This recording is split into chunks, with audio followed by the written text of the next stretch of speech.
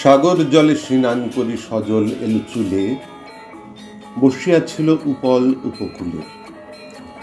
শিথিল পিতবাস মাটির পরে কুটিল রেখা লুটিল চারিপাশ। মকর চূড় মুকুট খানি পরি ললাট পরে, ধনুক বান ধরি দক্ষিণ করে। দাঁড়ানু রাজবেশী, কহিনু আমি এসেছি পরদেশী।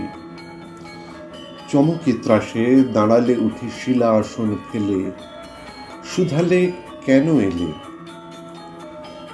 কহিনু আমি রেখো না ভয় মনে, পূজার ফুল তুলিতে চাহি তোমার ফুলবনে।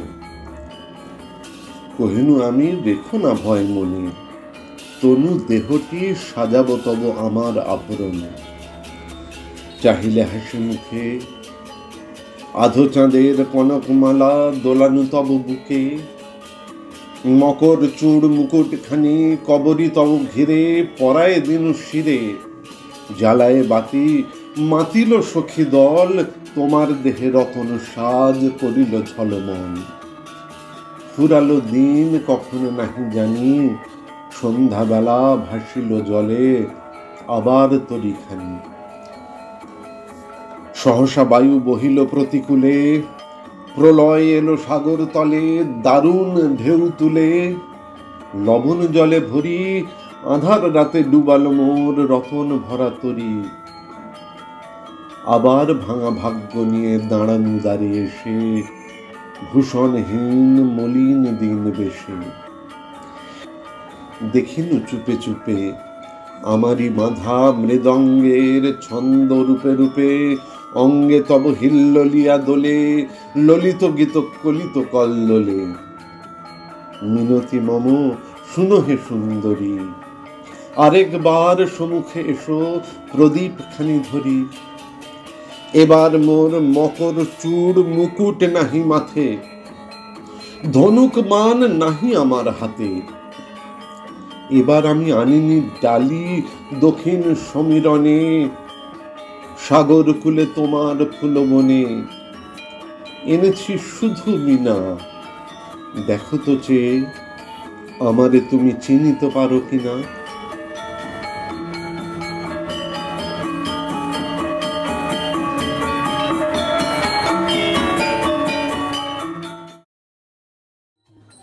সতেরো হাজার দ্বীপ নিয়ে তৈরি ইন্দোনেশিয়া দেশটির একটি গুরুত্বপূর্ণ ছোট দ্বীপ হচ্ছে বালি।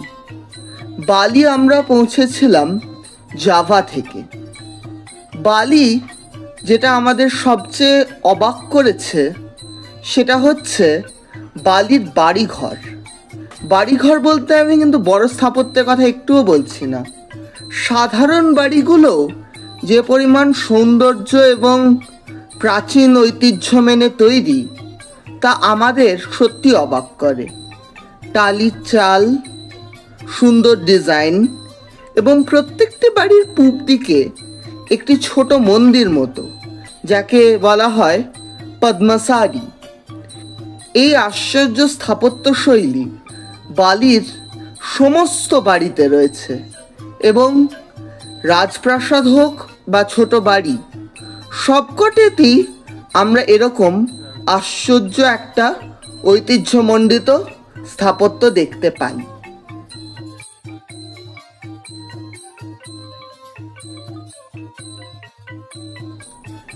বালি ৮০% হিন্দু, সেই কারণে বালিতে হিন্দু মন্দির আছে প্রচুর। আমরা সেমিনায়কা থেকে প্রথম যে মন্দিরটি দেখতে গিয়েছিলাম সেটির নাম হচ্ছে উলুওয়াতু। উলুওয়াতু মন্দির হলো ইন্দোনেশিয়ার বালির বাদুং রিজেন্সির উলুওয়াতুতে একটি মন্দির। মন্দিরটি ভারত মহাসাগরের ধারে একটি খাদের ওপরে অবস্থান করছে। বলা হয় যে একাদশ শতকে একজন বড় সাধু এখানে ধ্যানস্থ অবস্থায় বজ্রাহত হয়েছিলেন এবং তার স্মরণেই এই মন্দিরটা তৈরি। উলুওয়াতু মন্দির আমাদের যে খুব মারাত্মক অবাক করে দিয়েছে এমন বলা যাবে না, কিন্তু তবু ভালোই লাগলো। এবং যেটা সবচেয়ে আশ্চর্য সেটা হচ্ছে এখানে অনেক বাঁদর আছে, এবং এই বাঁদরগুলি পর্যটকদের দুটি জিনিস কেড়ে নেওয়ার খুব পছন্দ করে। একটি হচ্ছে তাদের মোবাইল, আরেকটি হচ্ছে চশমা। এই দুটো তারা নিয়ে নেবে এবং তারপর তাদের খাবার দিয়ে যদি খুশি করা যায় তবেই একমাত্র সেগুলো ফেরত পাওয়ার আশা। এই মক্কেল যেমন চশমাটি নিয়ে বেশ কিছু একটা করার চেষ্টা করছেন। যাই হোক, আমাদের এখানে যেটা সবচেয়ে ভালো লাগলো তা হচ্ছে কেচাক ডান্স। কেচাক একটি আশ্চর্য নৃত্য, বালির বা ইন্দোনেশিয়ারই বলা ভালো, যেখানে রামায়ণের গল্প পরিবেশিত হবে, কিন্তু যেখানে হবে তার চারপাশে 40 জন মানুষ কেচাক বা চাক এই শব্দগুলি বারবার উচ্চারণ করে একটা আশ্চর্য আমেজ তৈরি করবেন, যার জন্য কোনো আলাদা করে গান বাজনার প্রয়োজন হবে না। এই চাক চাক শব্দের মাধ্যমেই রামায়ণের গল্প পুরোটা দেখানো হবে। সেইটা আমরা এখানে খুব আনন্দ করে দেখলাম।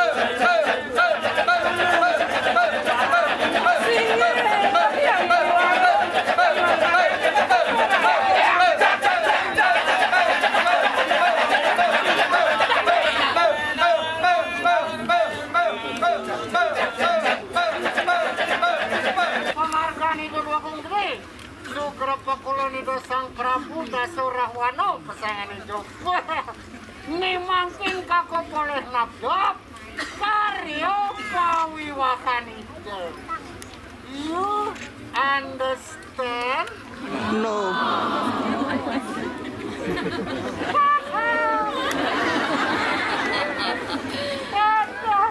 You understand? No problem.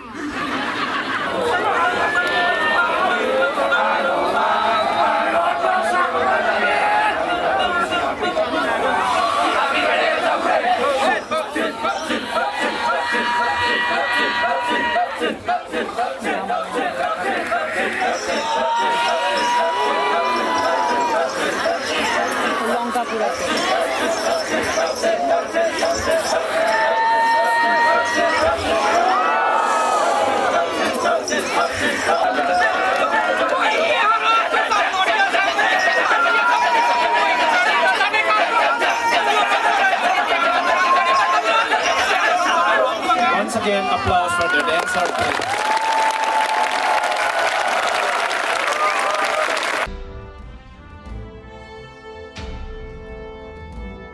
পরের দিন আমাদের প্রথম দ্রষ্টব্য হচ্ছে ক্লুংকুং রয়্যাল প্যালেস।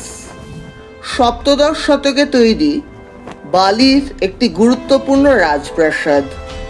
দুঃখের বিষয়, ডাচদের আমলে এর কিছু ক্ষতি হয়েছিল, কিন্তু তবু অনেকটাই এখনো দাঁড়িয়ে আছে। কয়েকটা জায়গায় এরকম চালার তলায় অজস্র ছাদে ছবি আঁকা রয়েছে। এগুলিও সপ্তদশ শতকেই আঁকা হয়েছিল, কিন্তু তারপর স্বাভাবিকভাবেই নষ্ট হয়ে যায় এবং রিটাচ দিতে হয়েছে। শেষ দেওয়া হয়েছিল 1960-এ। অদ্ভুত সুন্দর ছবিগুলি, এবং তাতে মহাকাব্যের কথা যেমন আছে, রূপকথার কথা আছে, এমনকি ঔপনিবেশিক শাসন ইত্যাদিরও ছবি রয়েছে। এই ছবিগুলির সঙ্গে আমাদের ভারতের পটচিত্রের ছবির খুব মিল। এটা দেখে আমরা খুবই খুশি হলাম।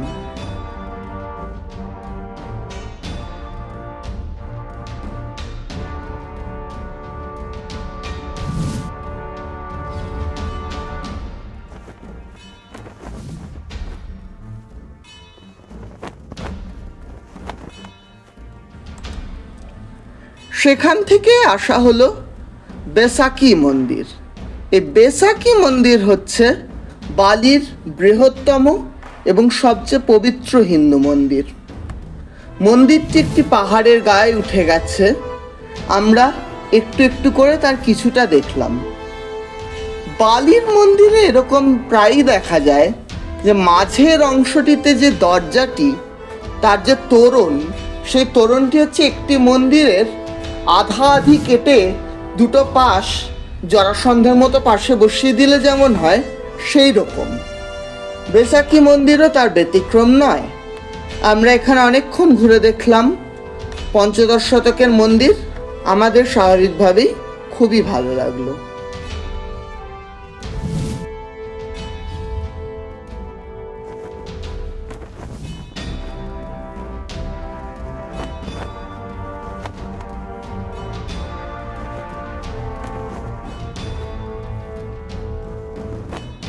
তারপরের গন্তব্য হচ্ছে তাগুনেয়ান জলপ্রপাত।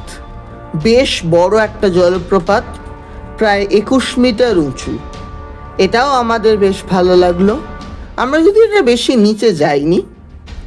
এবং তারপর উবুদ শহরে পৌঁছে সেখানে শ্যাডো পাপেট শো দেখা।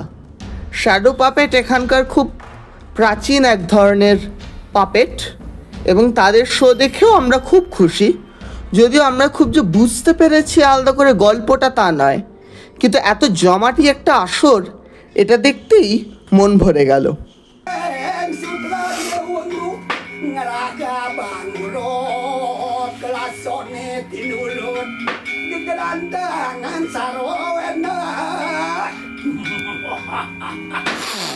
Unang sokuri sang kita yokin nak kalau culo mani gitu sih, setato kena kemo tu. Awak tengah ya nasi tangan tu jadi dori yang lam waktu bersingat lah.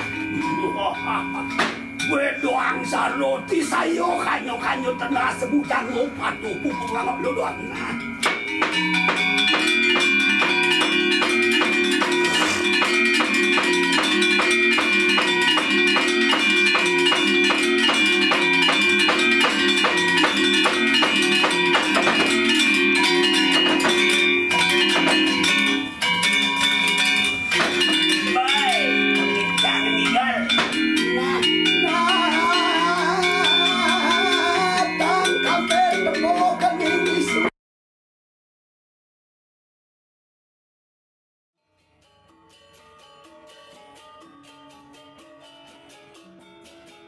তারপরের দিন প্রথম গন্তব্য হচ্ছে তানা লট নামক একটি মন্দির। একটি 16 শতকের মন্দির, যার অনেকটাই অবস্থান করছে সমুদ্রের মধ্যে। সমুদ্রের ধারে তো বটেই, এর সঙ্গে সমুদ্রের মধ্যেও এর কিছুটা অংশ রয়েছে। এটা খুবই অন্যরকম একটা মন্দির, তাই এটা দেখেও আমাদের বেশ অবাকই হলাম বলা ভালো।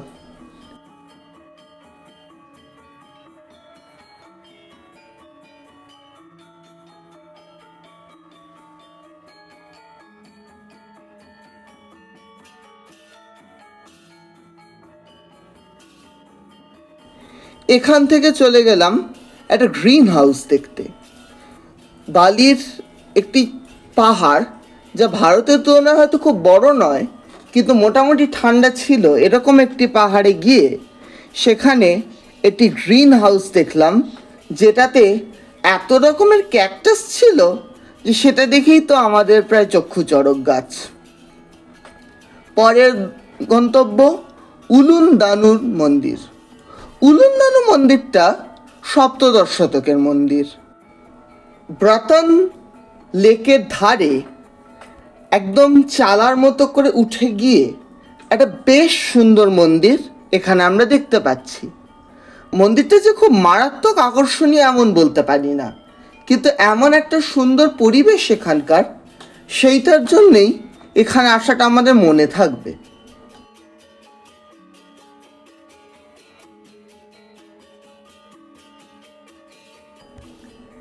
এখানে বেশ বৃষ্টি পড়ছিল, তারই মধ্যে কোনো মতে গাড়িতে ঢুকলাম। তারপর আমরা পৌঁছলাম আজকের শেষ গন্তব্য তামান আয়ুন মন্দির। তামান আয়ুন মন্দিরটা হচ্ছে মেঙ্গি গ্রামে একটা মন্দির।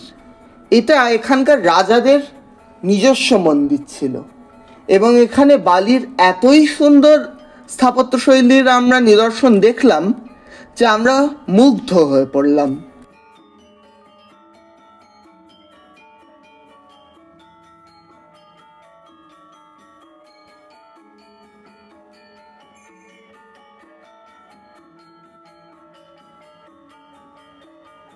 যে এই বালির মন্দিরটি একটি ইউনেস্কো ওয়ার্ল্ড হেরিটেজ সাইট। আবারও আমরা কি দেখলাম করতে করতে হোটেলে ফিরলাম।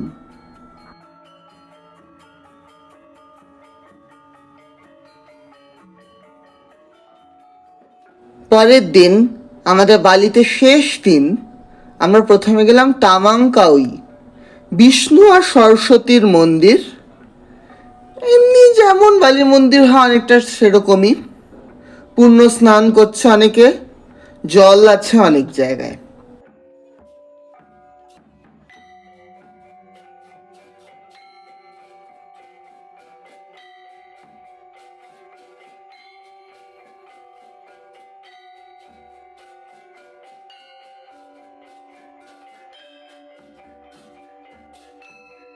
এবং তারপর যেটা দেখে আমাদের খুব ভালো লাগলো, এটা হচ্ছে তীর্থ এম্পুল।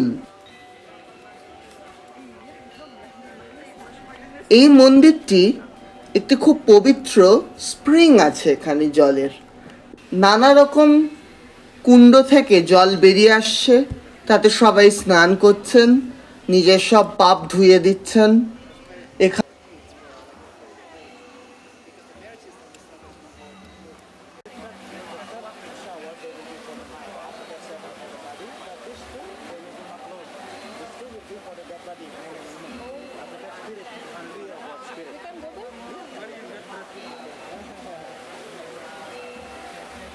অনেকে মন্দিরে পুজো দিতে বড় বড় জিনিসপত্র নিয়ে যাচ্ছেন।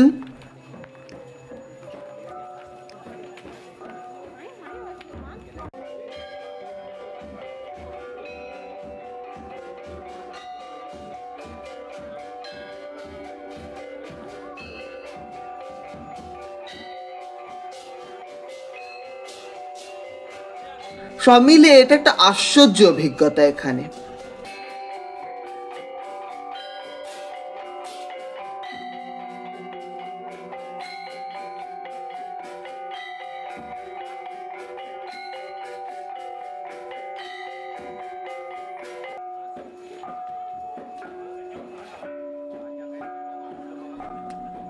তারপর আমাদের শেষ গন্তব্য হচ্ছে গোয়া গাজা। গোয়া গাজা হচ্ছে একটা গুহা, যেখানে একদিকে গণেশ এবং আরেকদিকে শিবলিঙ্গের মূর্তি আমরা দেখতে পাচ্ছি।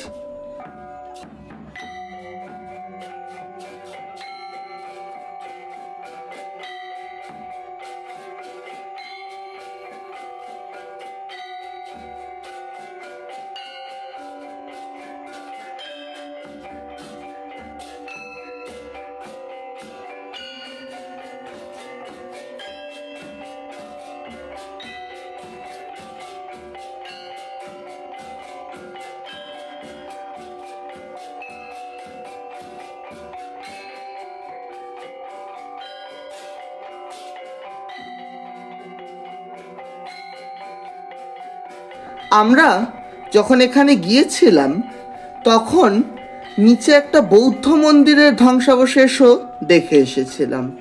সব মিলিয়ে গোয়া গাজাও আমাদের ভালোই লেগেছে।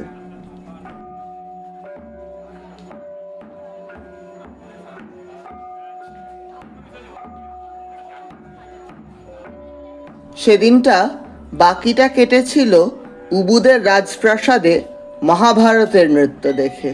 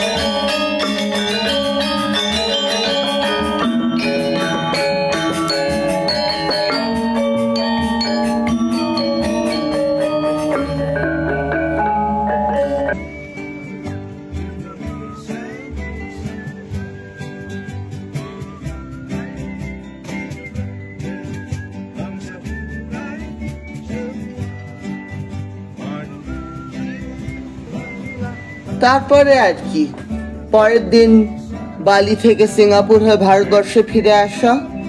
জাভা এবং বালি দুটোই এতই মুগ্ধ করেছে, আমরা সত্যি অভিভূত।